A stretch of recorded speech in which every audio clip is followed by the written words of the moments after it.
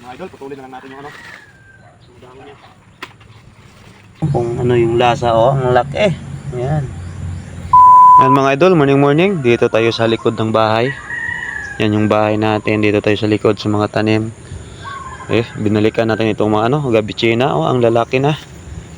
Kasi ilang buwan ko na ito hindi natingnan ko may tapos yung iba yung may mga niya, yung may mga unod niya, yung may mga laman na, siguro ito laman niya to na tumubo na. Yan yun sobrang laki na ng puno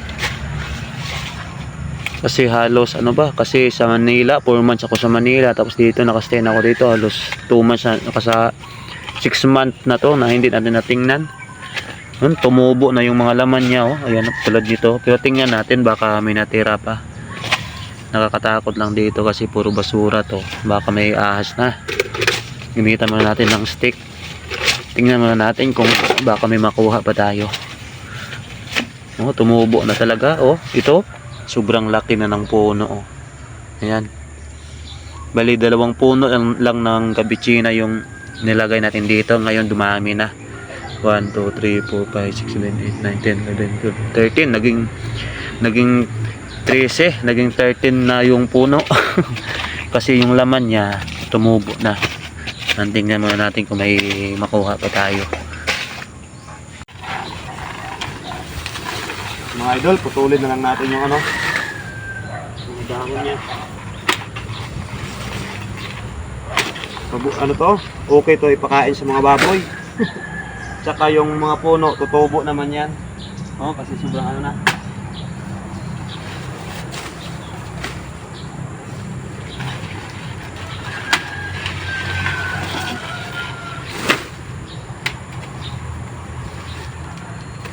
Bali, yung bakal lang to ng basura mga idol.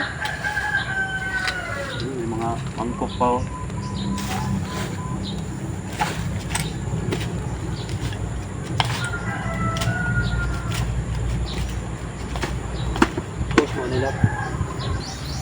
Ito mga idol nakita nyo, ito yung puno niya, ang laki. Tapos yung mga laman niya ito na, kaso tumubo na sa sobrang tagal, hindi kasi natin nabisita. Ayan ang laki. Kaso pero sa iba kinukuha pa rin to kahit may tubo na, pero di ko alam kung ano yung lasa. Ang laki.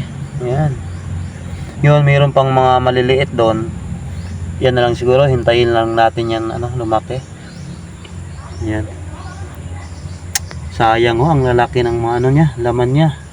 Kaso may mga tubo na grabe. Ang laki ba naman ng puno. Yan. Kasi ito yung mga dahon, pwede ito ipakain sa baboy. Sayang naman yun Pero sa iba talaga kinukuha pa rin yan, nilalaga pa rin yan.